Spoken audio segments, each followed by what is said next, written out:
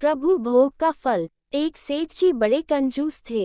एक दिन दुकान पर बेटे को बैठा दिया और बोले कि बिना पैसा लिए किसी को कुछ मत देना, मैं अभी आया।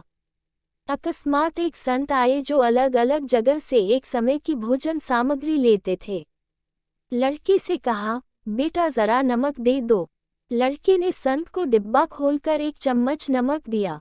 सेठ जी आए तो देखा कि एक डिब्बा खुला पड़ा था। सेठ जी ने कहा, क्या बेचा बेटा? बेटा बोला, एक संत जो तालाब के किनारे रहते हैं, उनको एक चम्मच नमक दिया था।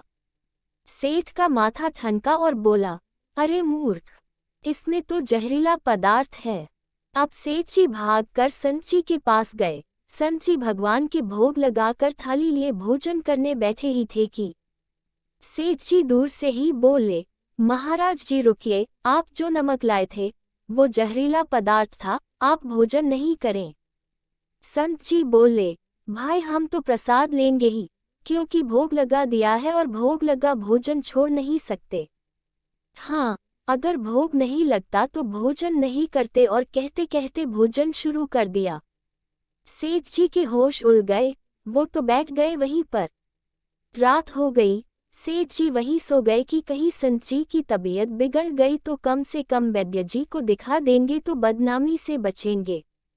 सोचते सोचते उन्हें नींद आ गई।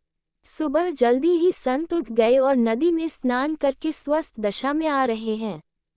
सेठ जी ने कहा, महाराज तबीयत तो ठीक है। संत बोले, भगवान की कृपा है। इतना कहकर मंदिर खोला तो देखते हैं कि भगवान के श्री विग्रह के 2 भाग हो गए हैं और शरीर काला पड़ गया है। अब तो सेठ जी सारा मामला समझ गए कि अटल विश्वास से भगवान ने भोजन का जहर भोग के रूप में स्वयं ने ग्रहण कर लिया और भक्त को प्रसाद का ग्रहण कराया। सेठ जी ने घर आकर बेटे को घर दुकान संभला दी और स्वयं भक्ति करने संत शरण में चले गए। इसलिए रोज ही भगवान को निवेदन करके भोजन का भोग लगा करके ही भोजन करें, भोजन अमृत बन जाता है। अतः आज से ही यह नियम ले कि भोजन बिना भोग लगाए नहीं करेंगे। तो दोस्तों, ये कहानी आपको पसंद आई हो तो लाइक करें और कमेंट करके अवश्य बताएं और अपने दोस्तों के साथ शेयर करें और चैनल पर पहली बार आए हो तो सब्सक्राइब करना मत भूलें। धन्यवाद।